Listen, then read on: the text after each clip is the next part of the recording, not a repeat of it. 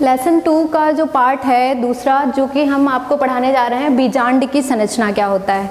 बीजांड की संरचना में हम ये आपको बताने जा रहे हैं कि ये कौन सा पार्ट होता है। ये आपका जो है, यही जो आपको हमने अभी पुष्प का जो भाग बताया, ये उसी का जो अंडाशय है, अंडाशय के अंदर ही ये पार्ट पाया जाता है। कौन सा? ये आपका क्या है, अंडाशय के अंदर का ही ये पार्ट है। ठीक है, तो आपको समझ में आ गया होगा कि ये कौन सा पार्ट बना हुआ है यहाँ पे। तो ये आपका है बीजांड की संरचना। ये अंडाशय है आपका, अंडाशय, और इसके अंदर ये पाया जाता है बीजांड। ठीक है, तो ये आपको यहाँ पे समझ में आ गया होगा कि ये कौन सा डायग्राम बना हुआ है। तो बीजांड होता क्या है? बीज के, अंडाशय के बीज के अंदर जो भाग होता है उसको हम क्या कहते हैं? बीजांड। इससे पहले आप ये समझ लीजिए कि ये होता कैसे है, ये कौन सी संरचना है। तो ये एक अगुणित संरचना होती है। अगुणित का मतलब समझ रहे हैं यहाँ पे? अगुणित, अगुणित का मतलब होता है n। ठीक है, अगुणित का मतलब होता है n।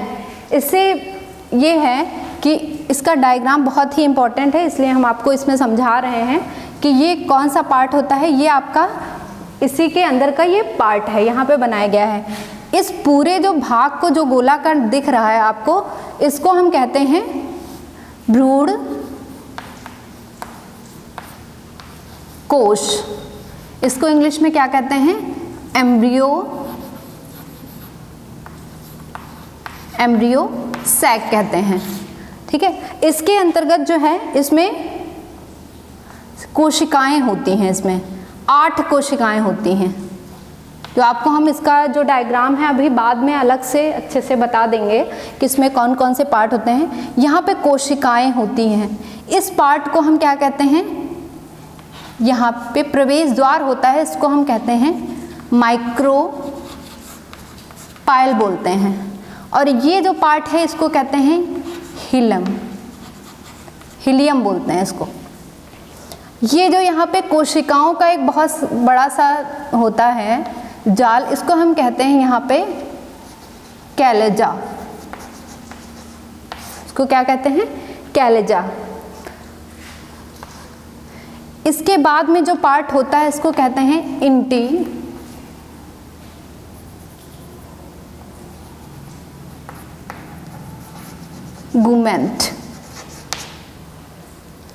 ठीक है, ये आपका स्टैंड होता है, वैस्कुलर बंडल, वैस्कुलर बंडल। अब इसका क्या महत्व है, इसका क्या इम्पोर्टेंट है, एक आपको इसके बाद में ये भी बताया जाएगा कि भ्रूण कोश और भ्रूणपोष में क्या अंतर होता है। तो ये जो आपका ये पार्ट है ये बहुत ही इम्पोर्टेंट है, इसका आगे फर्टिलाइजेशन में बहुत इम्पोर्टेंट है। जब आपको हम फर्टिलाइजेशन के बारे में बताएंगे अभी, तब ये आपको अच्छे से समझ में आ जाएगा यहाँ पे। तो यहाँ पे क्या है, 8 कोशिकाओं का ये समूह होता है और मेन इसका ही फंक्शन आगे दिया गया है। जैसे कि इसकी संरचना हमें यहाँ देखनी हो तो इसको हम रफ कर दे रहे हैं।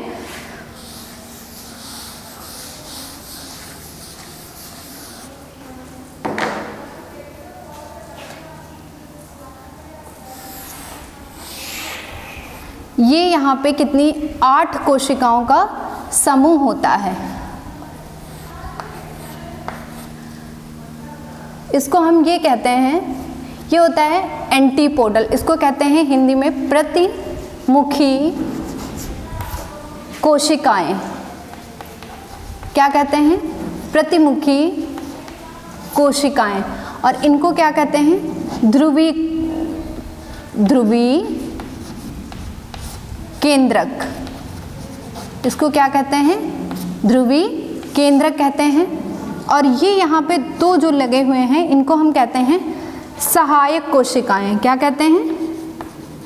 सहायक कोशिकाएं। और ये जो हमारा पार्ट है ये, इसको हम कहते हैं अंड कोशिका। अंडकोशा भी कहते हैं या कोशिका भी कहते हैं। अब ये तो हमारा हो गया भ्रूण, कौन सा है ये, भ्रूण कोश। अब इससे पहले आप क्या समझ लीजिए कि फर्टिलाइजेशन आखिर होता क्या है, मतलब निषेचन कहते किसे हैं।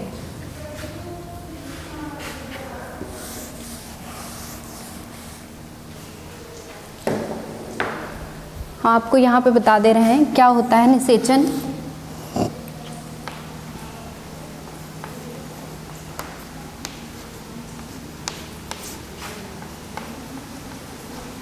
फर्टिलाइजेशन,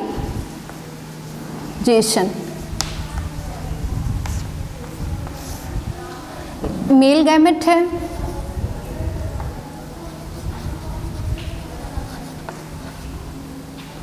एन, और नेक्स्ट है फीमेल गैमेट,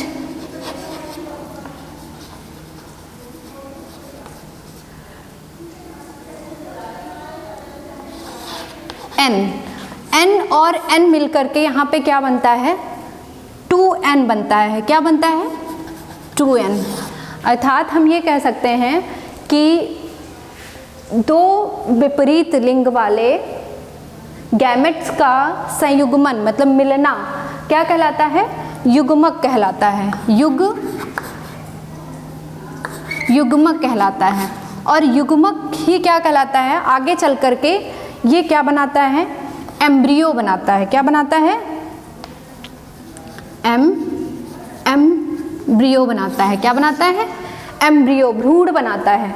अब यहाँ पे देख रहे हैं कि मेल गैमेट है, फीमेल गैमेट है, और दोनों मिल करके क्या बना रहे हैं, 2n बना रहे हैं। ये आपको ये प्रक्रिया होती है जिस क्रिया को हम क्या कहते हैं, फर्टिलाइजेशन कहते हैं।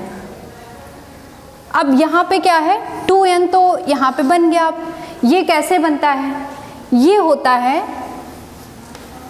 एम्ब्रियो में। अब मान लेते हैं हम कि यहाँ से क्या है, ये कोई इधर से ये पूरी संरचना हम इसको ऐसे बना ले रहे हैं, इसको ये ऐसे संरचना ये बनती है। अब यहाँ पे दो हैं क्या, एक यहाँ पे मेल गैमेट है और एक यहाँ पे है फर्टिलाइजेशन। ये दो मेल गैमेट हैं अलग अलग, और ये मिल करके कहाँ मिलते हैं, जाके अंड कोशिका से। क्या मिलते हैं, अंड कोशिका से। जब एक एक गैमेट मिलता है तो n + n मिलता है। क्या बनता है, 2n। n और n मिल करके क्या बनाता है, 2n। क्या बना, n और n मिल करके 2n बना। अब भ्रूण पोष कैसे बनता है, अब बचा हुआ क्या है, एक n तो खाली बच रहा है ना यहाँ पे। अब ये n क्या करेगा, ध्रुवीय कोशिका से जुड़ जाएगा। तो ये n है प्लस यहाँ पे 2n। ये n तो है युग्मक, अगुणित है, अगुणित। और ये क्या है, द्विगुणित कोशिका। कौन सी है, द्विगुणित कोशिका। और ये जब दो गुणित कोशिका मिल जाएगी तो ये क्या बनाता है, 3n बनाता है, जिसको हम क्या कहते हैं। यहाँ पे एक क्वेश्चन आता है कि दोहरा निषेचन किसे कहते हैं, तो यही होता है दोहरा निषेचन। एक बार फर्टिलाइजेशन की क्रिया हुई यहाँ पे, दोबारा फिर क्या होता है, एक मेल गैमेट मिलता है काहे से, ध्रुवीय केंद्रक से, और मिल करके ये कंप्लीट क्या बनाता है, द्विगुणित कंप्लीट करके बनाता है 3n। 3n का मतलब होता है त्रिगुणित, त्रिसमेकित, मतलब ये क्या बन जाता है, यहाँ पे भ्रूण पोष बन जाता है। और एक यहाँ पे क्वेश्चन भी पूछा जाता है कि भ्रूण कोष और भ्रूण पोष में क्या डिफरेंस होता है, तो यही एक डिफरेंस होता है कि इसमें सेल की कोशिकाओं की संख्या कितनी होती है, 2n